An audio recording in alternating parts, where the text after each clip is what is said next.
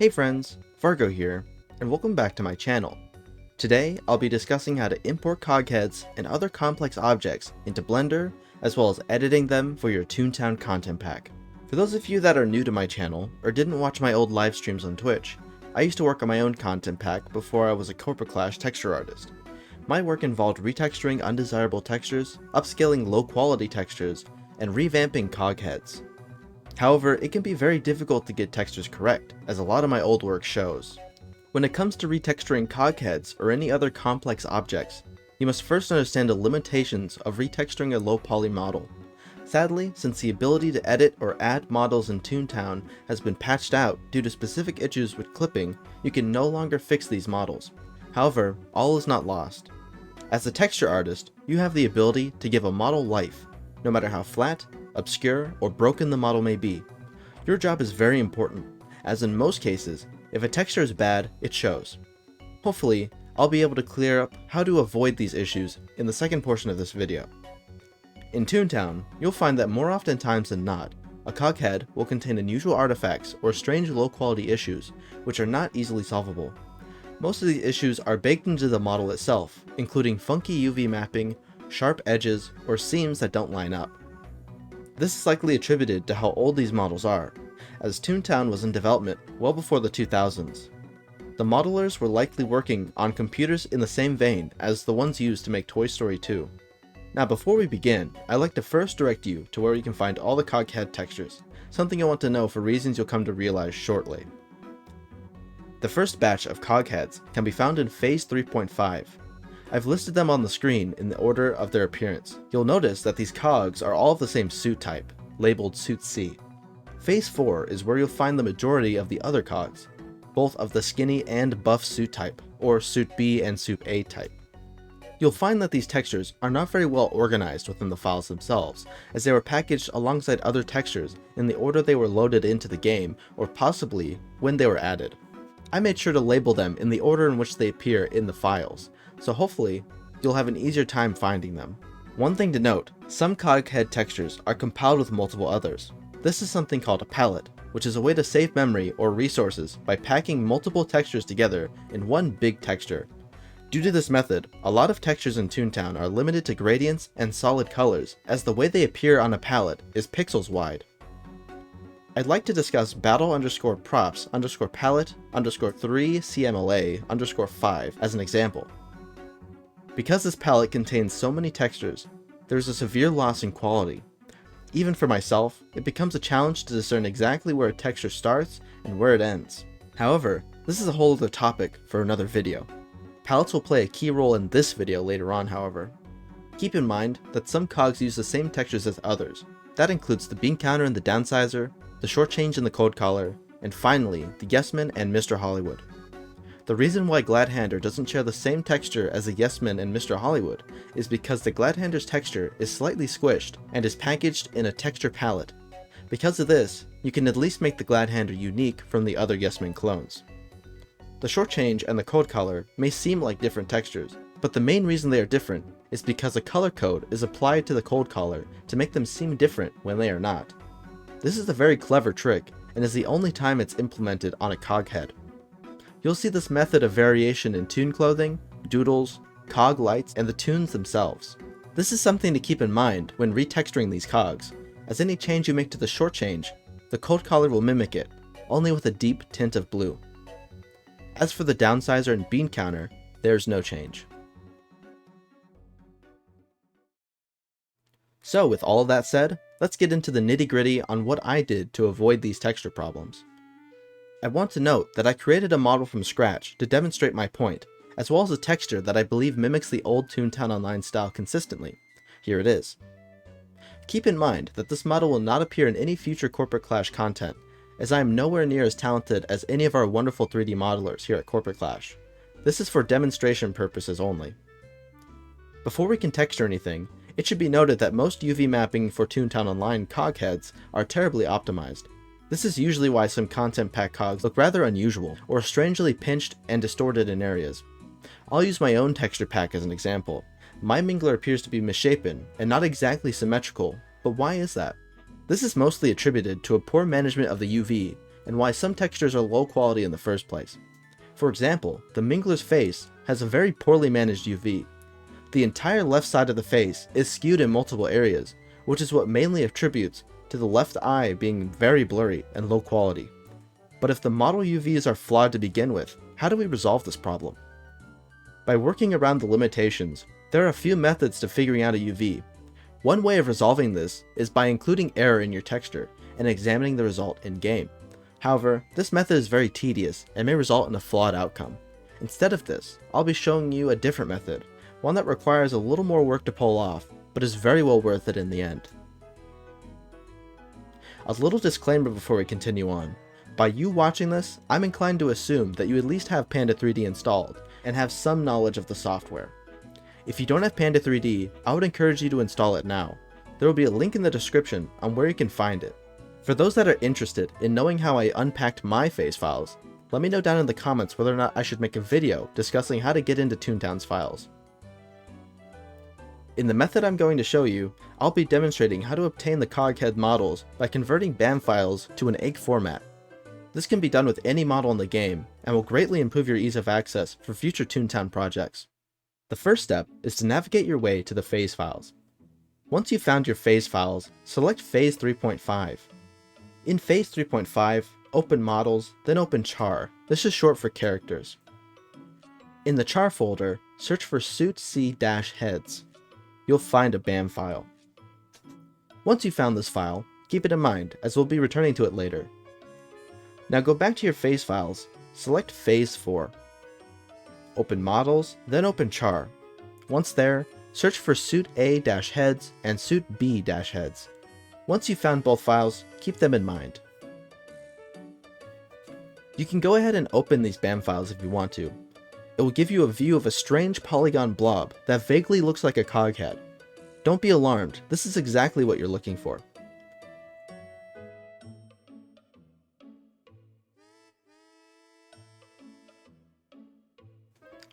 Now that you know where all the BAM files are in your phase folders, you'll want to open your command prompt. This may scare some of you, but again, do not be alarmed, for we won't be doing any coding today. However, in order to convert these COG head models to something usable, we'll need to run some programs built into Panda 3D. First things first, go ahead and switch your directory to wherever your phase files are. Mine is in the K drive. You can do this by typing cd into your command prompt, adding a space, and writing out the destination.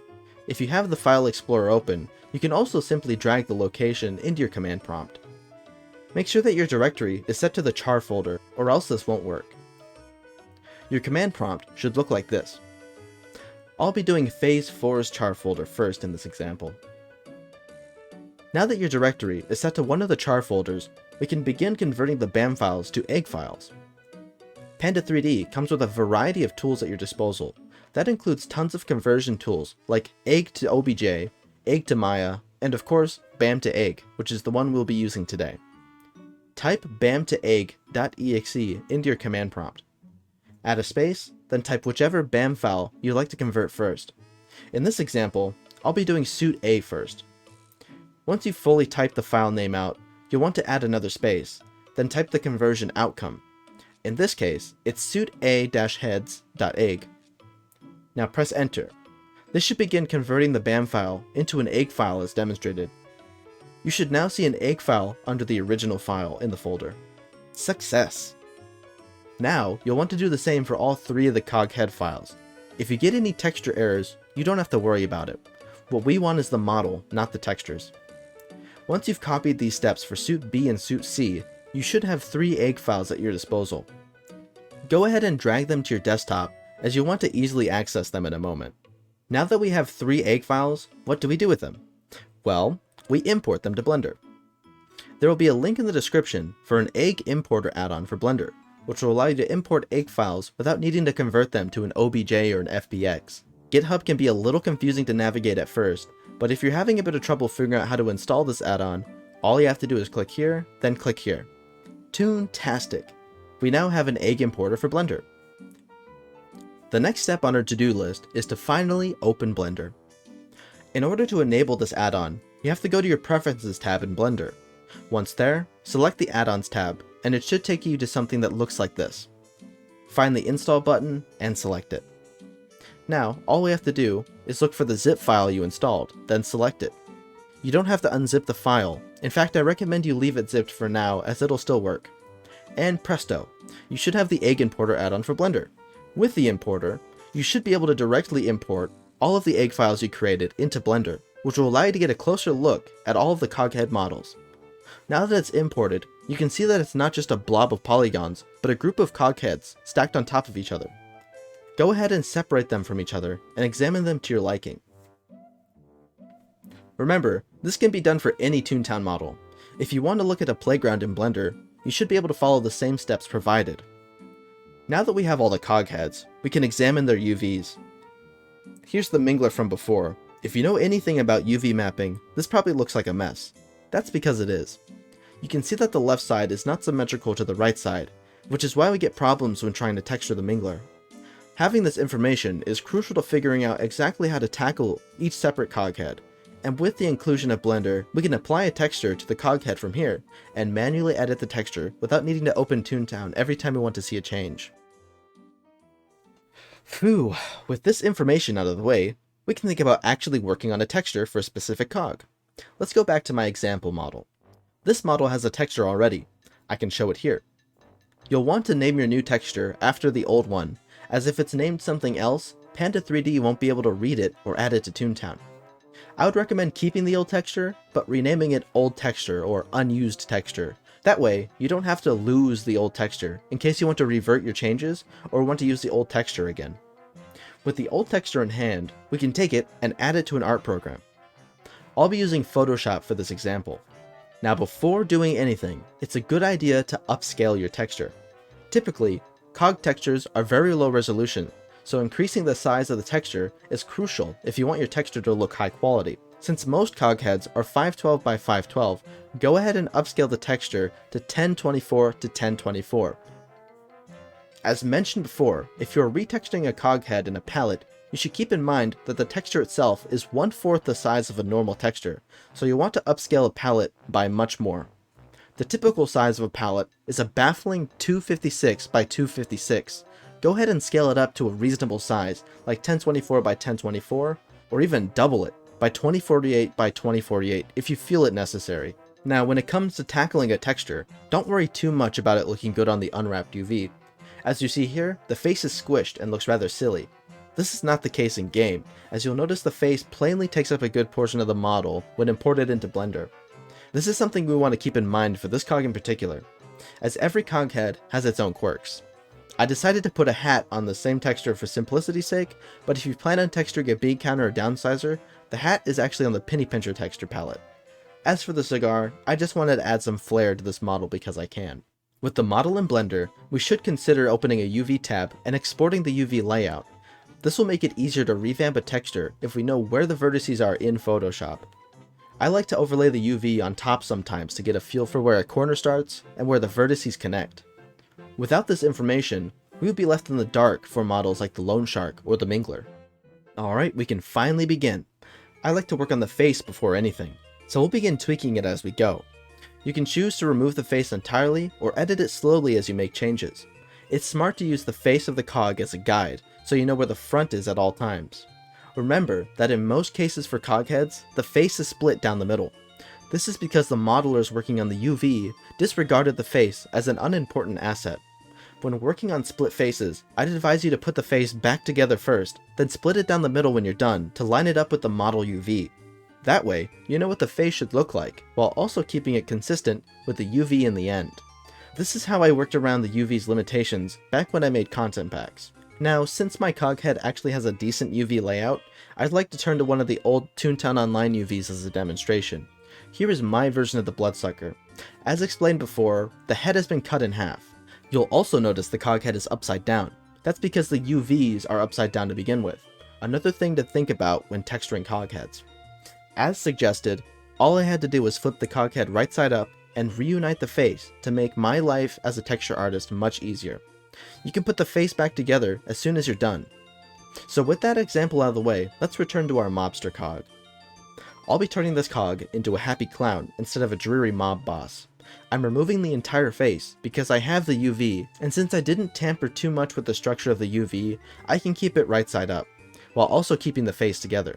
If only more COG heads did this. Depending on what style you're going for, it's good to consider that Toontown doesn't have shading like Pirates of the Caribbean did. You'll find that most of the shading in Toontown is either baked into the texture or added after the fact by utilizing transparent planes for larger objects and models. Cashbot HQ is a good example, or the shadows under your feet in-game. Because of this, I'd recommend you add shading onto your texture when appropriate. Without shading, your texture will be out of place in Toontown, and will stand out in a way you probably don't want.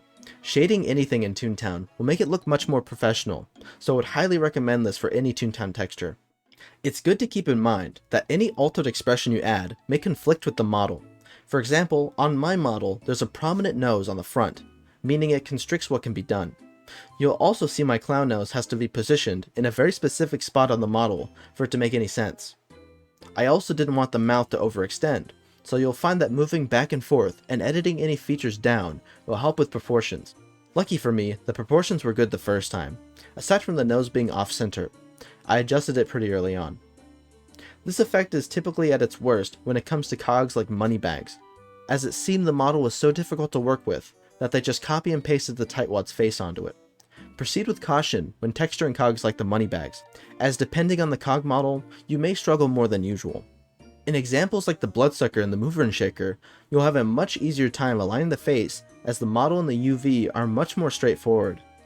Rounding back to the Mingler, the main reason the UV is distorted is because the model wasn't meant to have a face on the front. It was originally designed for the Double Talker and the Two-Face, which is the main reason why the front UV is entirely disregarded. With that mystery solved, we can move back to our current texture. For the hair, I'll be doing a blue to fit the makeup. You can choose to remove the hair if you deem it necessary. I find it's best to retain consistency in colors. One tip I'd like to stress is don't be afraid to cut corners if you need to. I saved myself 20 minutes by copying the hair on the side and pasting it to the other, so I don't have to add a tedious amount of detail on both sides. Now in this way, I only need to make adjustments to make it appear different. Remember, work smarter, not harder. Now, let's work on the accessories of the COG, starting with the cigar.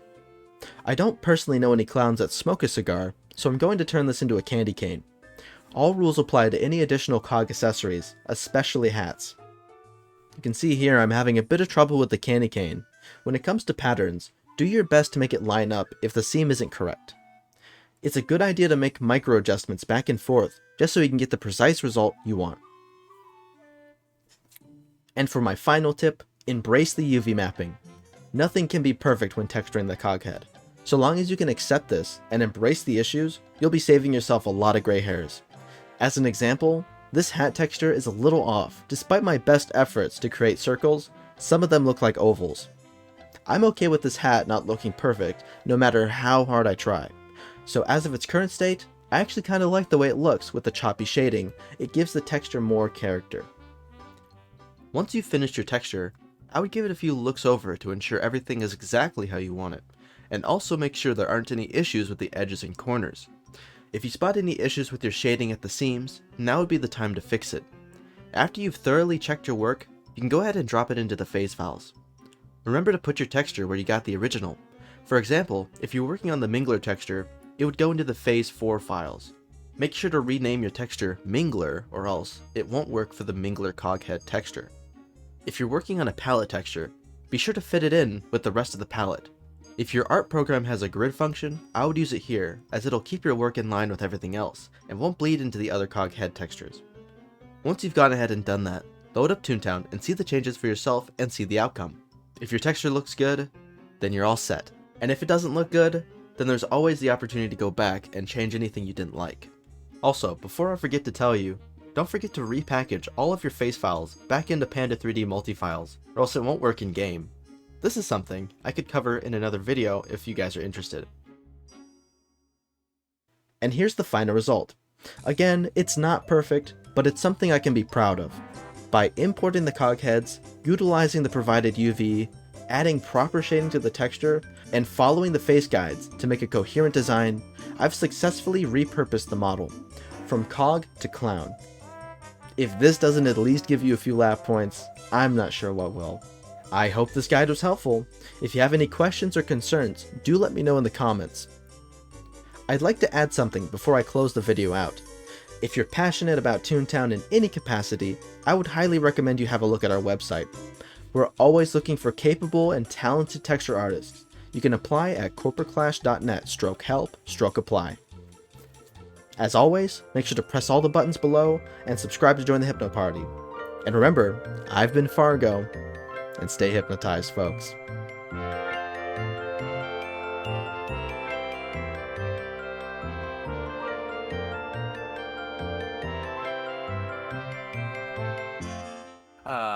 Minecraft duck. Honestly, this isn't the worst one. You know, I've seen a lot of terrible ducks, and this is actually pretty sweet. You know, pretty wholesome. What do you think? I think people need to stop calling the chickens in Minecraft ducks. They're chickens. Whoa, whoa, They're whoa, white whoa, and whoa, whoa. have chow. This is getting They oddly are political. chickens. This is They're getting not very ducks. political for They're my not liking, and I ducks. don't like it. Why is This everyone is call them getting too ducks? political. They're not Why are you ducks. getting They're so political right chickens. now? You're getting way too political Look at right his now. little You're gonna Minecraft get chick. you're gonna It's get covered in- Fargo it's covered in little demonetized. giraffe Wait, Fargo, are spots. you monetized? You're not anymore. That's for sure. No, not after this. Not after this duck this crashes segment. onto the Listen, scene. and by the way, chickens are ducks. They're basically We're the gonna same get thing. They're basically the a same thing. DMCA, a cease and desist from Oh, you're just gonna ignore Mo me now. Yang Okay, you're just gonna for ignore me. Just ignore Scap. You know, having a that's the name of the having a game. duck. Ignore Scap. You know, no one cares about Scap and Scap's feelings, right?